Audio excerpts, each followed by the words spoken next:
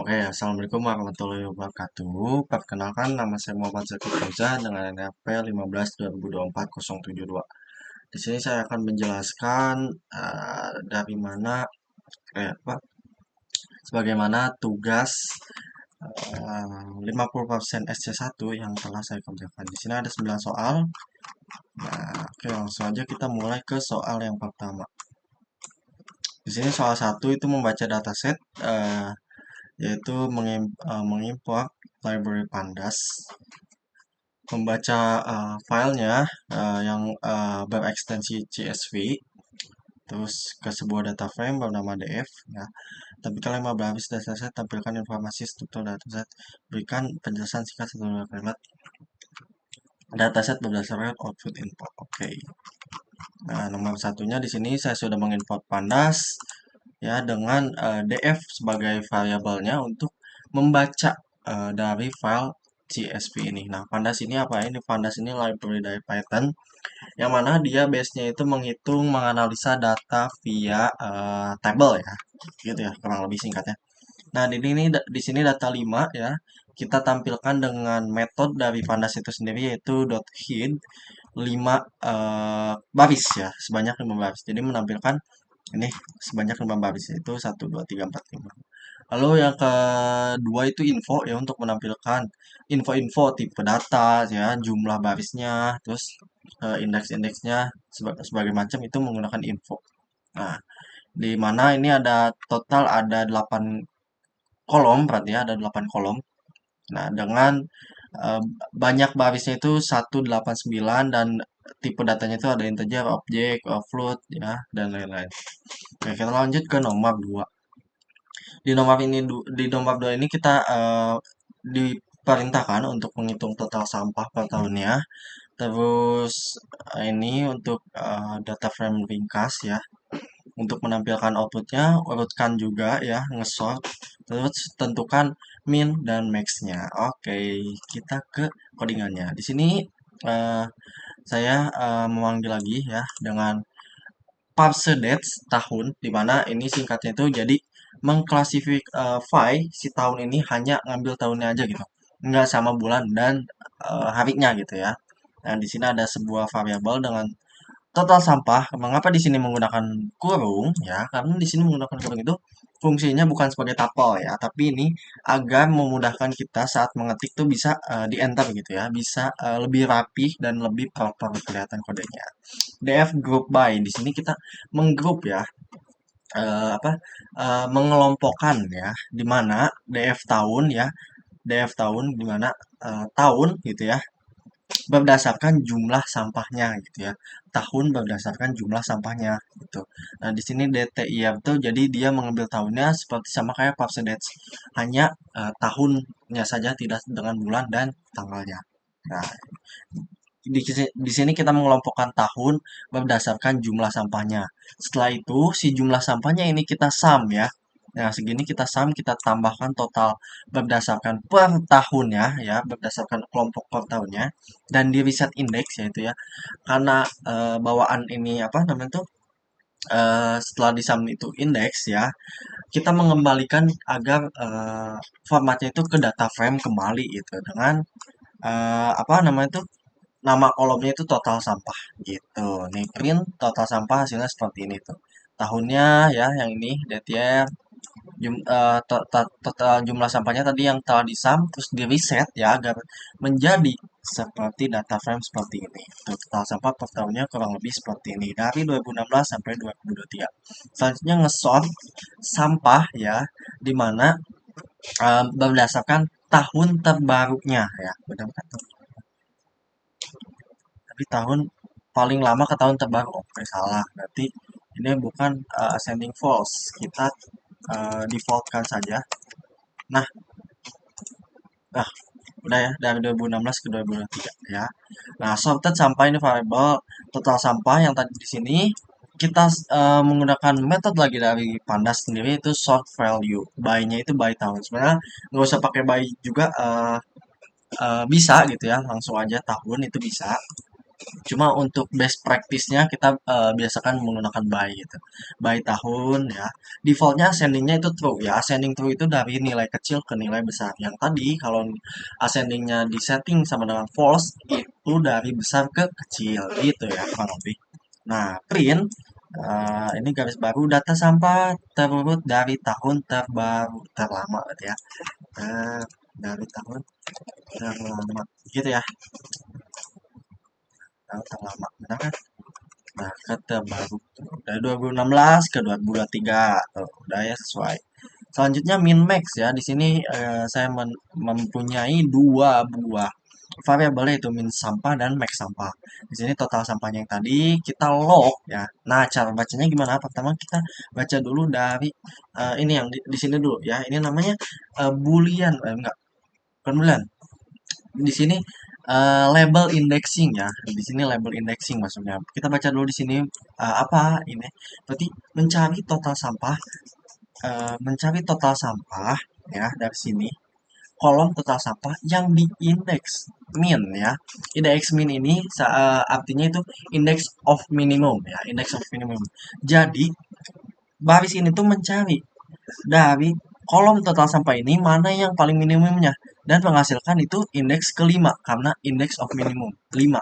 Nah, jadi si log ini dia base-nya itu mengeprint baris ya, mengeprint baris berdasarkan label ya, mengeprint satu baris based on label. Nah, jadi kalau ininya doang kita asumsikan di print itu hasilnya 5 ya karena udah di index min ya, index of minimum 5.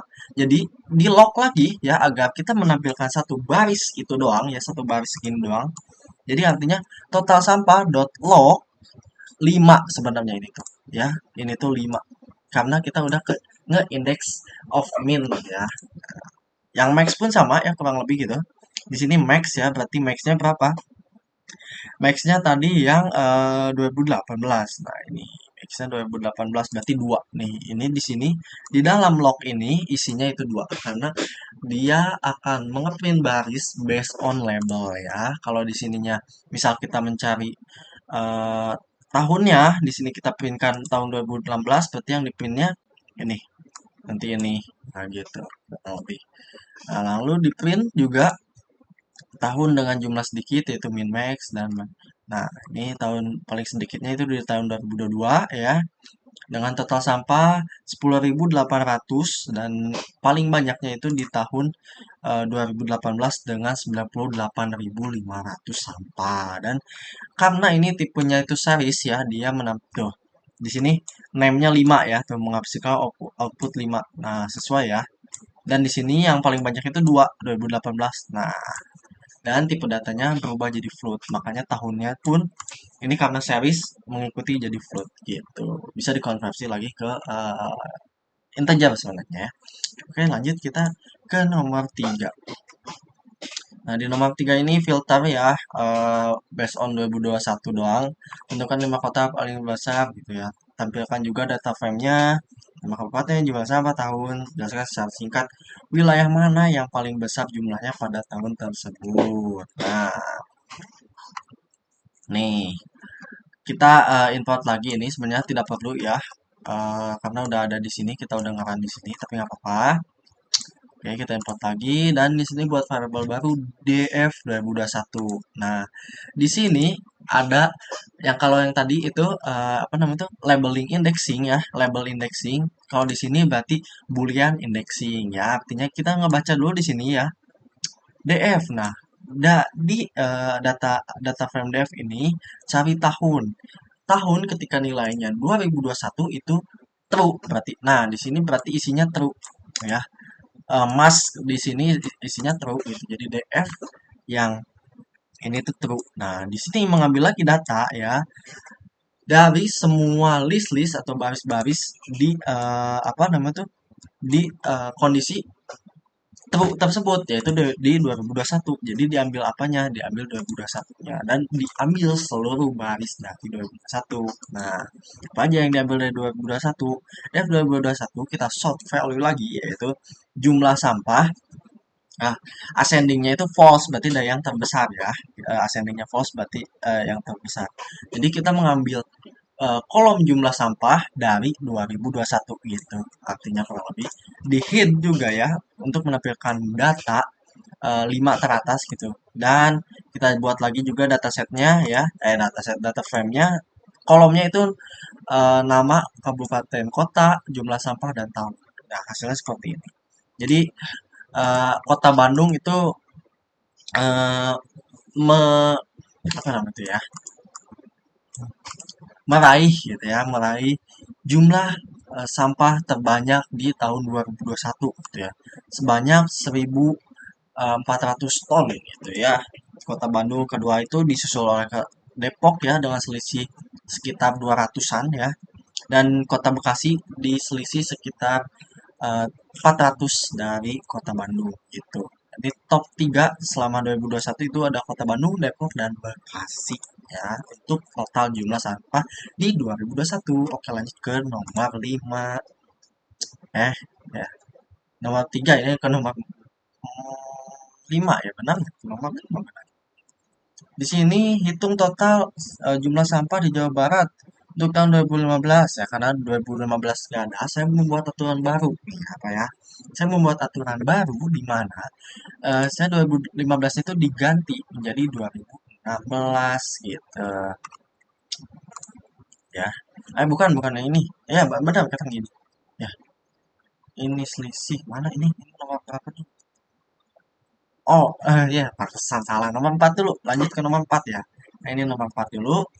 Hitung rata-rata median, nilai tengah ya, rata-rata nilai tengah jumlah sampah untuk setiap kabupaten atau kota selama periode 2015 sampai 2023. Simpan hasilnya ke data frame berikut. Urutkan data frame berdasarkan meannya. Oke, dari terbesar ke kecil berarti ascendingnya apa?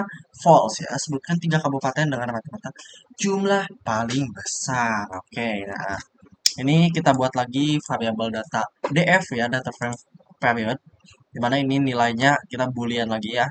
Dan ada gerbang log n dimana keduanya harus benar juga ya, keduanya harus benar. Nah, bukan boolean berarti ya, di sini keduanya harus benar. Nah, range ya, kita nge-range dari tahun 2015 ke atas sampai 2023 gitu. Nah, di sini juga ada variabel baru yaitu start cab. Nah, dimulai dari df period ya, kita menggrup ya, mengelompokkan nama kabupaten ya, nama kabupaten kota itu apa, berdasarkan jumlah sampahnya gitu ya. Jadi tiap kabupaten kota itu diambil jumlah sampahnya. Setelah itu itu fungsi agregat dari si Pandas itu sendiri yaitu menyimpan banyak nilai apa, perhitungan gitu ya. Nilai perhitungan di sini saya memakai nilai mean dan median yaitu rata-rata juga nilai tengah dari jumlah sampah. Nah, jadi ini nantinya diambil mean dan mediannya dari jumlah sampah per nama kota dan kabupaten gitu. Jadi dalam satu grup ya, kurang lebih gitu lah. Lalu jangan lupa di reset index ya untuk mengembalikan nilai ke data frame. Setelah itu rename juga si kolom dari mean dan median itu mean jumlah sampah dan median jumlah sampah sesuai dengan soal yang tertera. Selanjutnya ke start sort ya, kita di sort dulu karena tadi permintaannya itu dari besar ke yang kecil ya, berdasarkan rata-rata. Nah, jadi ini rata-ratanya ya di sort, dan ascendingnya jangan lupa false karena kita membutuhkan dari besar ke kecil. Nah, ini tuh ya, ini dari besar ke kecil tuh men. Set. Nah, tuh. Dan juga kita akan menampilkan head lagi ya, top 3 sorted untuk kabupaten kota dengan rata-rata terbesar sepanjang 2015 sampai 2023, yaitu menduduki peringkat pertama itu Purwakarta ya dengan total sampah itu sekitar 11.000 ton ya, dan kedua itu ada Kota Bandung dengan 3.000 ton dan Kota Bekasi dengan 2.300 ton ya. Ini rata-ratanya dan median nilai tengahnya ini dan ini pun ada gitu ya. Nah, ini range ya untuk yang tadi DF apa, period untuk range. Nah, oke, selanjutnya kita masuk ke nomor 5. Nah, Nomor 5 ini analisis perubahan ya. Jadi selisih ya. Kita kurang lebih hitung selisih ya. Berikan kesimpulan apa terjadi kenaikan atau penurunan dalam periode tersebut. Oke, seperti biasa kita akan membuat variabel ya dengan metode sum dulu ya. Itu gini, karena 2015 itu 0 ya dalam datanya itu dimulai dari 2016. Jadi saya membuat aturan baru yaitu agar bisa mengcompare saya naik 1 tahun di 2016 yaitu di data tahun paling awal pada data CSP-nya gitu ya. Seperti biasa kita mengambil lagi ya tahun ya. Ini mengambil lagi apa? Boolean indexing lagi ya, boolean indexing dari CDF. Terus yang diambil ya dari tahun ini yaitu jumlah sampahnya. Selanjutnya jumlah sampahnya itu disum atau ditambahkan totalnya. Nah, itu untuk 2016 dan 2023 pun serupa kurang lebih ya. Kita print dulu untuk melihat hasilnya tuh ya. Nih, di 2016 35.623 ton ya. Dan di 2023 itu 11.288 ton. Nah, itu untuk total sampah di tahun 2016 dan 2023. Lalu kita hitung selisihnya. Nah, ini selisihnya berarti 2023 dikurangin 2016 ya, karena tahun terbaru untuk mengompar tahun yang sebelumnya gitu ya. Jadi dikuranginya tahun terbaru dulu baru tahun sebelumnya. Jadi selisih 2023 sampai 2016 itu hasilnya sekian. Tuh. Jadi minus ya, minus 2.434.335 ton ya. Selisihnya sekitar segitu. Dari 2023 ke 2016. Nah, kurang lebih 68% ya dari selisih tersebut. Nah, kesimpulannya, nah ini dia jumlah sampah menurun dari 2016 ke 2023 karena kondisi yang ini terpenuhi gitu ya. Ya, jadi karena 2016-nya begitu tinggi di angka 35.000, sedangkan dari 2023 itu menurun drastis di angka 11.000 saja. Jadi kesimpulannya apa? Jumlah sampah menurun drastis ya dari 2016 ke 2023. Selanjutnya kita masuk ke nomor 6. Di sini kontribusi persentase sampah per kabupaten atau kota selama tahun 2021. Seperti biasa, kita ini lagi ya DF 2001. Di sini copy ya agar tidak apa ya terjadi miss gitu ya. Jadi karena kita udah pernah membuat sama ya gitu ada hal yang sama nih di tadi yang 2021 di sini. Jadi kita membuat kopinya gitu ya, kopinya kita membuat kopinya agar tidak ada hal yang sama gitu ya, tidak terduplikasi gitu ya, tidak memakai satu buah yang bersinggungan karena kita membuat baru di sini ya. Jadi menggunakan kopi. Sama kurang lebih kayak tadi ini ya, boolean indexing ya, kita mencari nilai true dari 2021 dan mengambil semua list-list dari tahun tersebut gitu ya. Total 2021 ya, jumlah sampahnya kita sum tuh. Selama 2021 itu kita sum jumlah sampahnya gitu ya. Dan totalnya itu sekian gitu nih. Totalnya tuh. Total selama 2021 itu sekitar 11.189 ton gitu. Lalu persentasenya nih kita buat lagi variabel persentase kontribusi gitu ya untuk ini sebagai kolomnya ya di sini. Dimana operasinya itu membagi jumlah sampah per total ya dari 2021 dan dikalikan 100 hasilnya segini tuh. Ini persentase kontribusi. Lalu jangan lupa untuk menampilkan juga hint 10 teratas gitu ya. Teratas 10 gitu dari ini kontribusi sampahnya itu dengan apa namanya tuh dengan kolom-kolomnya seperti berikut ya. Data frame-nya seperti berikut. Data frame dan dalam kolomnya itu ada nama kabupaten, kota, jumlah sampah, persentase kontribusi dan hasilnya seperti ini. Nah, lalu apa ya? berikan simpulan mengenai tiga teratas apakah kontribusinya signifikan dibanding daerah lain ya. Oh jelas, tentu. Lihat. Tiga teratas itu diduduki Kota Bandung, Kota Depok, dan Kota Bekasi. Ini sungguh-sungguh signifikan ya, karena hampir 1/3-nya gitu ya. Ya kalau ditotalin gitu dari 10 ini, ya tiga teratas itu bisa mengambil 1/3 dari keseluruhan 10 list di sini gitu ya. Di mana Kota Bandung itu mengambil kontribusi sampah terbesar sekitar 12%, terus Depok 10%, dan Kota Bekasi 9%. Ini jumlah yang sangat-sangat tinggi gitu ya. Kontribusi top 3 teratas. Dan eh, gapnya pun terasa jauh ketika masuk ke Kabupaten Bandung di posisi keempat. Dari 9 ke 6 itu lumayan cukup drastis gitu ya. Makanya ini signifikan banget ya. Apalagi dari Kota Bandung ke Kabupaten Bandung yang mana itu dua kali lipatnya gitu. Hampir dua kali lipatnya eh, apa kontribusinya gitu ya.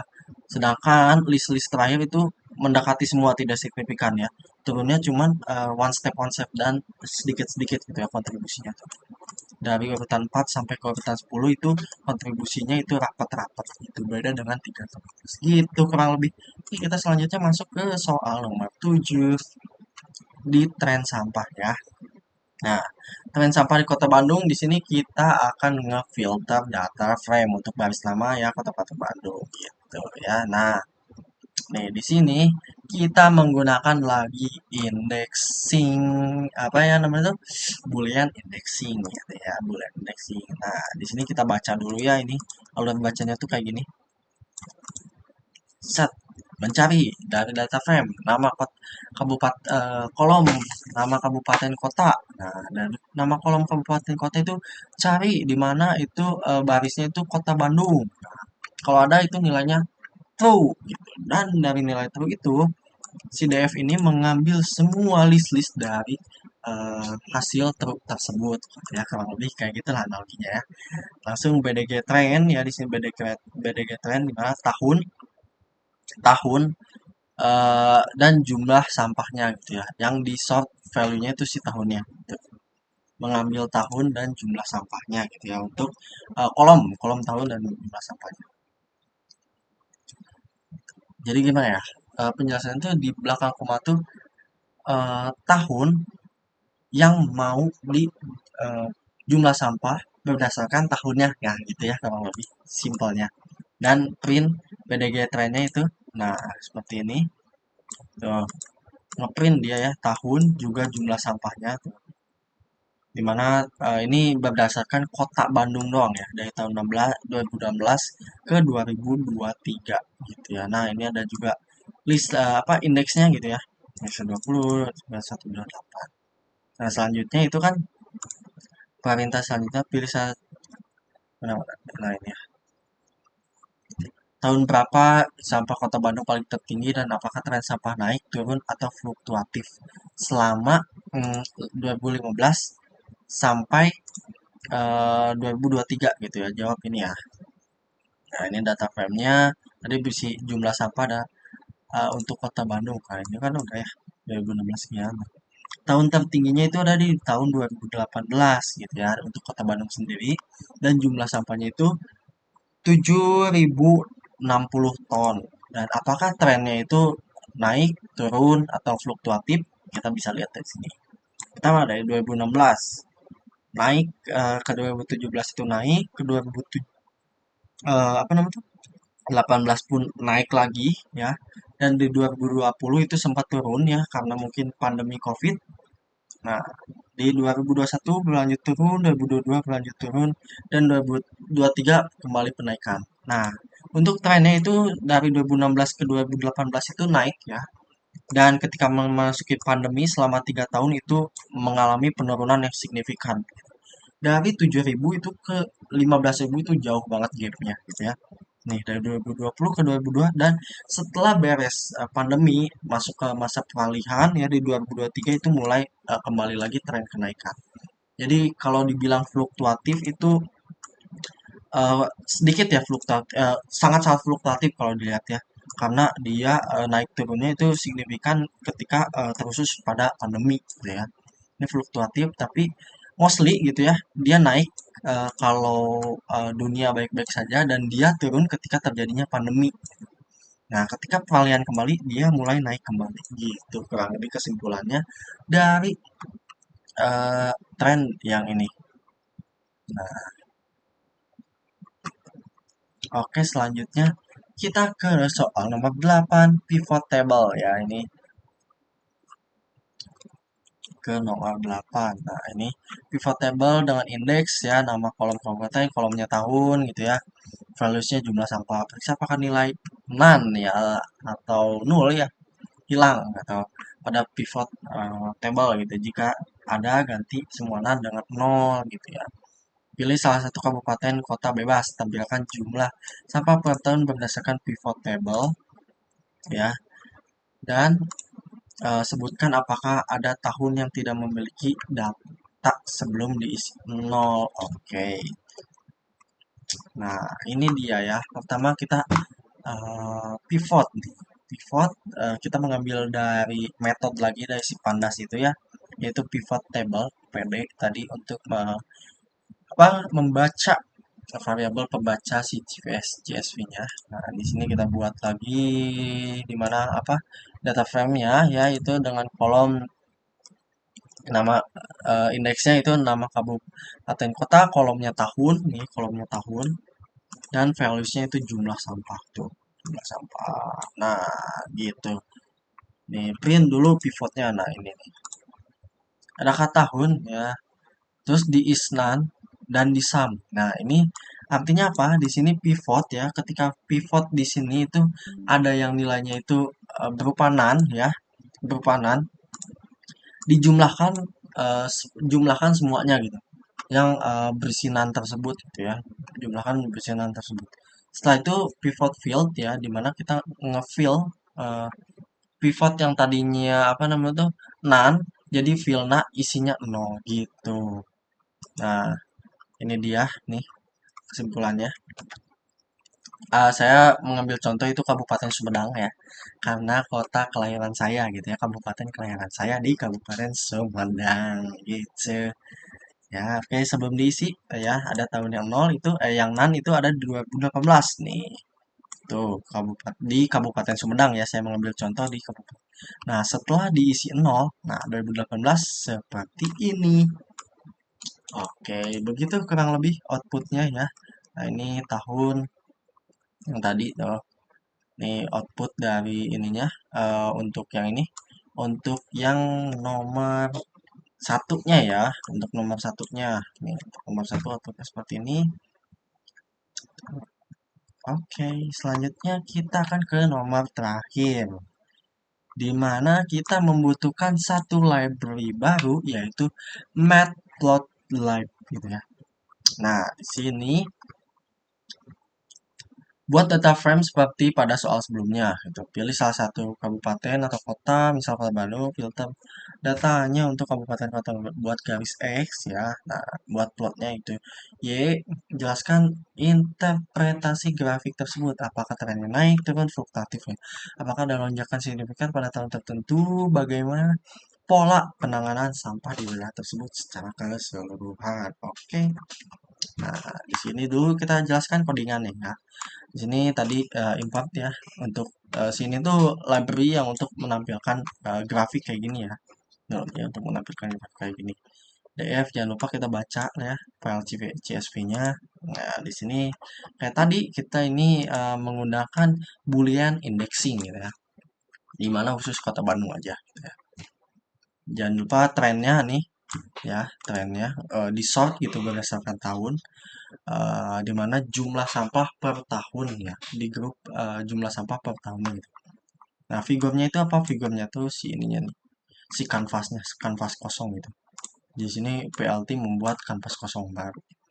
Selanjutnya PLT kita menggunakan metode plot ya, dimana sumbu X-nya itu untuk tahun nih, sumbu X-nya itu untuk tahun nih. Salah ini nih untuk tahun, dan sumbu Y-nya itu ada di jumlah sampah. Nah, ini sumbu Y-nya dengan markernya 0. 0 itu sebenarnya bukan 0, ini nih bulat buat nandain ini. Nah, begitu.